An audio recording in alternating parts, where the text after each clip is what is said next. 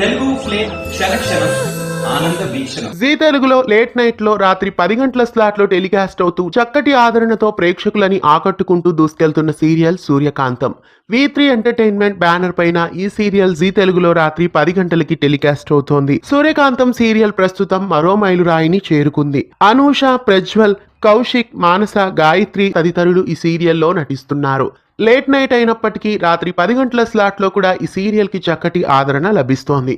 ప్రతి వారం 10 గంటల స్లాట్లో అర్బన్ స్లాట్ లీడర్గా సూర్యకాంతం సీరియల్ ప్రేక్షకులని ఆకట్టుకుంటోంది. 2019వ సంవత్సరం జూలై 22న ముత్యాల ముగ్గు సీరియల్కి రీప్లేస్మెంట్గా లాంచ్ అయిన సూర్యకాంతం నేటికి 1400 ఎపిసోడ్లని పూర్తి చేసుకుని విజయవంతంగా 1500 ఎపిసోడ్ల వైపు దూసుకెళ్తోంది.